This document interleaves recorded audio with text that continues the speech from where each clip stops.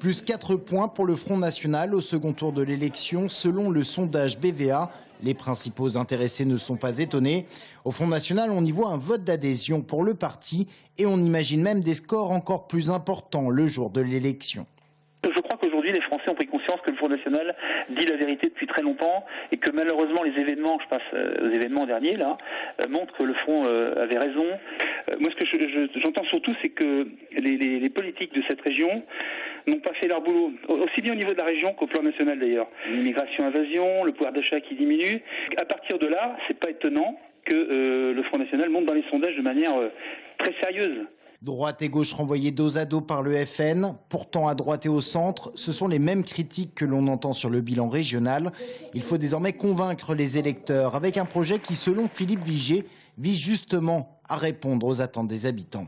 L'immense désespérance des territoires de cette région Centre-Val de Loire, avec des motifs qu'on peut comprendre, sur l'emploi, sur la désertification médicale, beaucoup de sujets qui sont des sujets de mécontentement, de colère. Les élus du Front National, ils seront élus démocratiquement. C'est tout, c'est les électeurs qui choisissent. C'est pour ça que moi, mon boulot, c'est de faire en sorte qu'ils choisissent l'équipe de la droite et du centre. Le sondage décortiqué, on observe un très mauvais report de voix des listes écologistes et communistes sur la liste de François Bonneau au second tour. À peine plus de 50% de ses électeurs au premier tour choisiraient François Bonneau au second. C'est absolument pas ce qui s'est passé.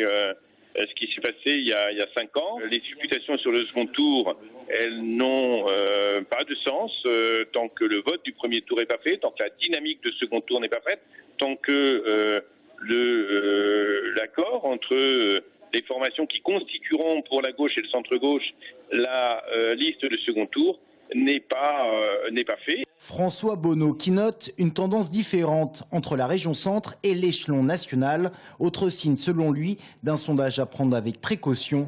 Le verdict dans les urnes le 6 et 13 décembre prochain.